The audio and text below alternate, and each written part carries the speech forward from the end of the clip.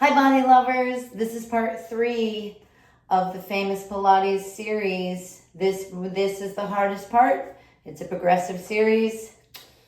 Leave out anything that you don't feel ready for and go back and work on some previous moves in the series that seem similar, and that'll build the strength up for these moves. Okay, first move is the leg pull down. This is a plank that you end up doing on one leg. So get your best plank, pull your tummy in, lift a leg up, and then pull it down into the floor against imaginary resistance.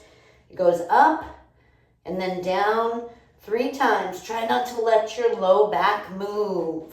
Other side. Up, pull down, pull down, pull down.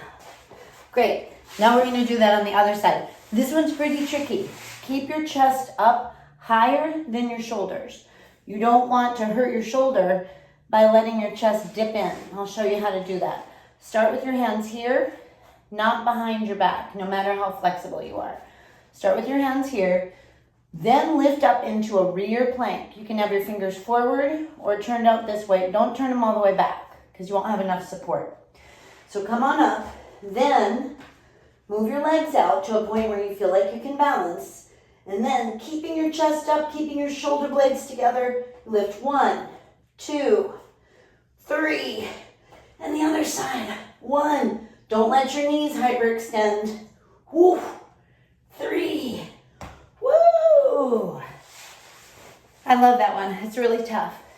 The next one is a kneeling side kick. You can do it in a side plank like this with your arm turned out or up here on your hand. I'm gonna make a really straight side plank, and I'm going to kick forward and back, kick forward and back, kick forward and back without moving the spine, and back, and the other side. By the way, Decolonizing Fitness is an organization that you should support. Really important that we reclaim fitness as something for every single body, and that we center voices that don't get heard. Okay, so you can put your hand like this, you can put your hand like this. I'm going to kick my foot forward and flex it, point, kick, forward and back, pointing and flexing that foot, and trying to keep the core still. I can see my core is moving a little bit. Okay, lovely for the strength of the side of the hips, and learning to keep your core stable as your legs move. Great for runners. So this is going to be a side bend. I'm going to add on this head turn that is in the original Pilates series, but you can keep your head still if it seems like too much balance challenge. So we're here. I'm going to reach this hand here and turn my head and look down at that hand. Reach it here, turn, look that way. So you're basically looking over each shoulder. Whoa! And we're going to do this 3 times, right? It really does change your balance when you turn your head. There's one side. Here's the other side. Whoop. Belly button in. Reach and look over that hand. Reach and look over that one. Reach and look over the shoulder, I should say. Reach there. Reach and reach. Beautiful. The next move is the boomerang. This one is almost like the rollover, but with no hands. Don't try to touch your feet behind you on the floor. That's not it. It's about keeping your abs working and controlling the move. We're going to keep our body bent like a boomerang, and we're going to switch our feet at the back so it looks like this. I'm going to do a forward fold here. I'm going to pull my abs in so that I can round my back. Then I'm going to come up, lift, switch, come back down. Up, lift, switch, come back down. Up, lift, switch, come back down. I don't remember how many of these to do, so I'm going to do 5. Up, lift, switch, come back down. One more. Up, switch, come back down. Okay, the next one is called the seal. This one, we always used to laugh about this in class. It just kind of feels a little, it's like silly and fun, and kids love it. And you can bark like a seal if you want. So you're gonna clap your feet together. That's why it's called the seal, I think. But also, it's to measure time. It's to say, are you back? Are you holding long enough to clap twice? That's the deal. So if you want to get advanced with it, clap more times. So I have to get my arms up under these legs. So that requires some flexibility to begin with. You're not trying to put them behind your head. You just want to have your legs firm. Then I'm going to roll back. I have to round my back. 1, 2, and up and balance. Similar to rolling like a ball also. 1, 2, and up. Lift your chest at the top. So we're taking our spine from extension into flexion and up. Let's do one more. Round the spine. Clap, clap, and up. Great. Now, this crab is the next one. I didn't really used to do this a lot in class because of concerns about people's knees not having the flexibility to do that. So if your knees don't like to overflex, or you have any meniscal injuries especially, you might want to avoid this one, skip it. So this one, we have our feet like this, and we're gonna go up and down, up, down. So up and back, and I think you switch feet here. Like I said, I did not practice this one as much because my students could not access it necessarily. But it's fun, so I wanted to show it to you. So it's all about control, right? Controlling your body. Okay, there's the crab. Next one is the rocking bow. This one is tough, and I have to get into it.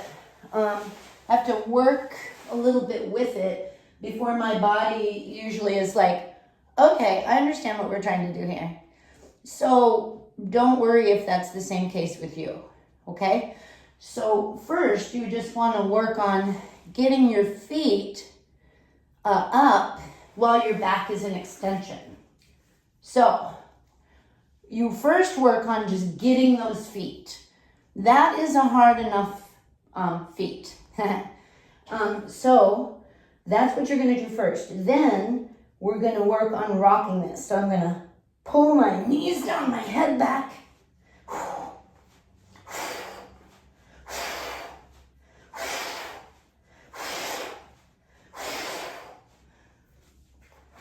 Like that.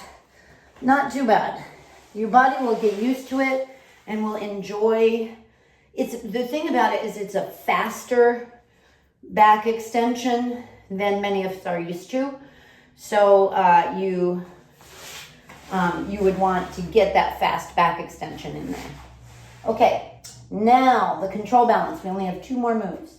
Control balance is up on the shoulders and on the neck.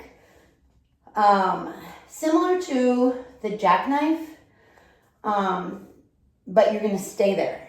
That's the control balance. So listen to your body if it doesn't like it yet.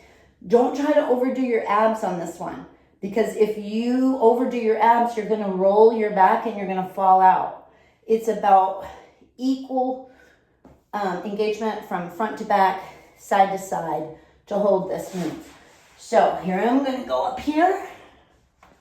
I'm going to get on my shoulders. Then I put my hands back here. Now I've got to pull one leg down and one leg up. The top leg counterbalances the bottom.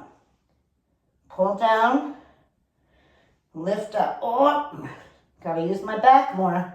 If you start to fall away from your head, that means you've got to engage your back and your butt, probably. Shoosh. Excellent. Okay, that's enough of those.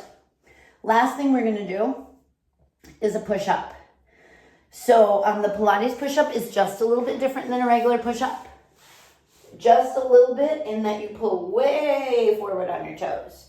And you're gonna have your elbows in a little bit more. A traditional push-up is just like pushing in your strongest way. Like if you're gonna push a car out of the ditch, how would you do it? You wouldn't do it with your elbows in here. You'd be out here. But for this Pilates push-up, we are gonna keep our hands a little bit tighter or our elbows a little bit tighter. In any push-up, your hands should be even with your sternum, not even with your neck. There's no muscles to push with up there. Not even with your face. Down here, even with your sternum, okay? So, we're also gonna do a walking back portion of this. So, I'm gonna do 3 of these, maybe 4. So, here's my push-up.